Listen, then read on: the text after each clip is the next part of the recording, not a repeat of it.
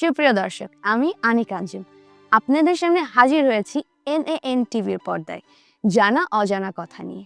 আমাদের আজকের বিষয় হলো বাংলাদেশের চলচ্চিত্র অভিনেত্রী এবং মডেল জয়া আহসানকে নিয়ে। আর কথা না বাড়িয়ে শুরু করছি আমাদের আজকের পর্ব। জয়া আহসান একজন আন্তর্জাতিক মানের বাংলাদেশি মডেল এবং অভিনেত্রী, যিনি তার অভিনয় দক্ষতা ও অভিনীত বিভিন্ন চলচ্চিত্রের জন্য ব্যাপক পরিচিতি অর্জন করেছেন।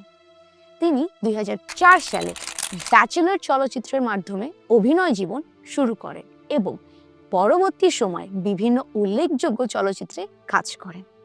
তার সবচেয়ে উল্লেখযোগ্য কাজগুলোর মধ্যে রয়েছে গেরিলা, যেখানে মুক্তিযুদ্ধের পটভূমিতে তার অভিনয় ব্যাপকভাবে প্রশংসিত হয়। তিনি এই চলচ্চিত্রের জন্য জাতীয় চলচ্চিত্র পুরস্কার অর্জন করেন, যা তার অভিনয় দক্ষতার প্রমাণ। এছাড়াও চোরাবালি, 0 ডিগ্রি, দেবী এবং বিউটি সার্কাস চলচ্চিত্রেও তিনি অসাধারণভাবে অভিনয় করেছেন। জয়া আহসান একজন সৃজনশীল এবং প্রতিভাবান শিল্পী, যিনি চলচ্চিত্রের মাধ্যমে দর্শকদের মনে বিশেষ স্থান করে নিয়েছেন এবং তার অভিনয় কৌশল এবং চরিত্র চিত্রায়নের মাধ্যমে সবসময় নতুন কিছু উপহার দেন।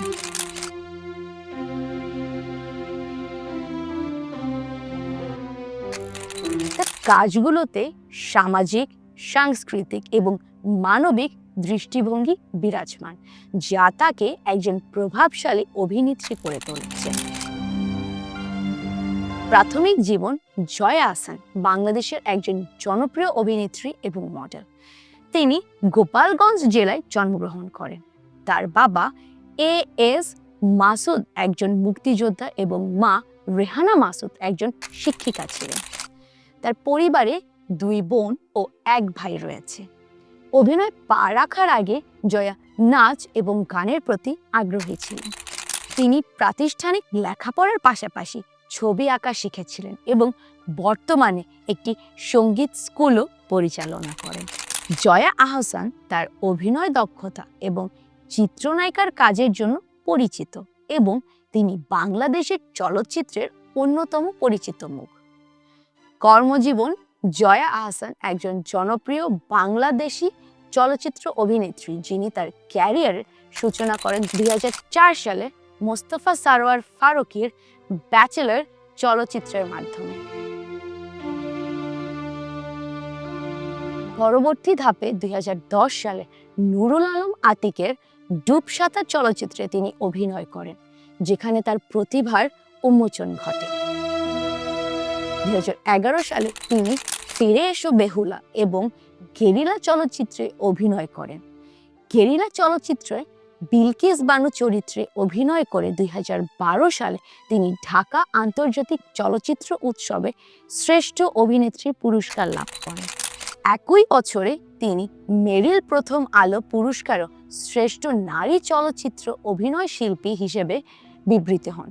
জয়া আহসান 2015 সালে 0 ডিগ্রি চলচ্চিত্রে অভিনয় করেন, যেখানে তার অভিনয় প্রশংসিত হয় এবং 2017 সালে তিনি 40তম জাতীয় চলচ্চিত্র পুরস্কারে শ্রেষ্ঠ অভিনেত্রী হিসেবে পুরস্কৃত হন।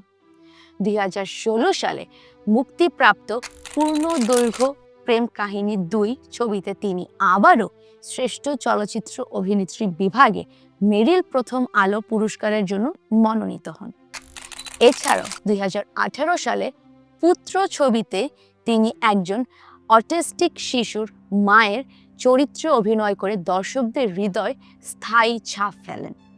জয়া আহসানের অভিনয় শিল্পী জীবন অতিবাহিত হয়েছে নানা চ্যালেঞ্জ এবং সাফল্যের মধ্যে এবং তিনি বাংলাদেশ এবং ভারতের চলচ্চিত্র শিল্পের গুরুত্বপূর্ণ একটি স্থান অধিকার করেছেন।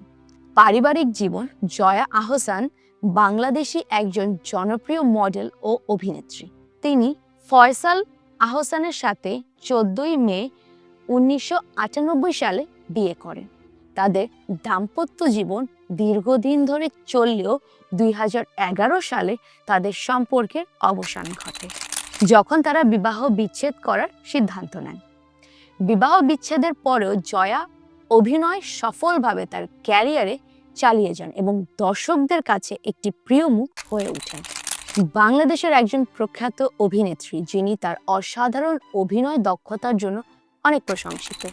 এনেছি সূর্যের হাসি ধারাবাহিক নাটকে অভিনয়ের পর তিনি জাতিসংঘের নারী ও শিশু সহায়তা বিভাগে শুভেচ্ছা দূত হিসেবে নিযুক্ত হন, যা তার সামাজিক সচেতনতা ও মানবতার প্রতি অনুরাগের পরিচায়ক।